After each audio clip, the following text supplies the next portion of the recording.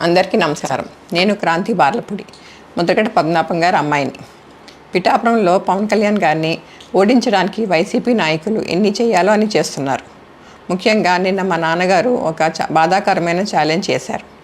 పవన్ కళ్యాణ్ గారిని ఓడించి పిఠాపురం నుండి తరిమేయకపోతే ఆయన పేరు ముద్రగడ పద్మనాభం రెడ్డిగా మార్చుకుంటారట. ఈ కాన్సెప్ట్ ఏంటో నాకు అసలు అర్థం కాలేదు. ఆయన ప్రకటన ముద్రగడ అభిమానులకు సైతం నచ్చలేదు. వంగా గీత గారిని గెలిపించడానికి కష్టపడవచ్చు, కానీ పవన్ కళ్యాణ్ గారిని మరియు ఆయన అభిమానుల్ని కించపరిచేలా కామెంట్స్ ఉండకూడదు.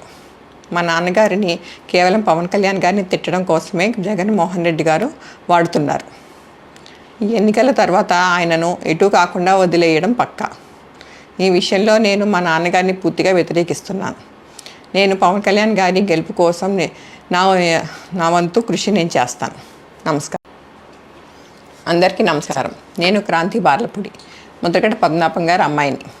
పిఠాపురంలో పవన్ కళ్యాణ్ గారిని ఓడించడానికి వైసీపీ నాయకులు ఎన్ని చేయాలో అని చేస్తున్నారు. ముఖ్యంగా నిన్న మా నాన్నగారు ఒక బాధాకరమైన ఛాలెంజ్ చేశారు.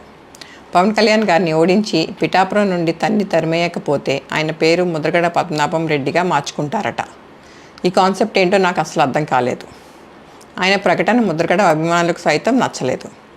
వంగా గీత గారిని గెలిపించడానికి కష్టపడవచ్చు, కానీ పవన్ కళ్యాణ్ గారిని మరియు ఆయన అభిమానుల్ని కించపరిచేలా కామెంట్స్ ఉండకూడదు. మా నాన్నగారిని కేవలం పవన్ కళ్యాణ్ గారిని తిట్టడం కోసమే జగన్మోహన్ రెడ్డి గారు వాడుతున్నారు.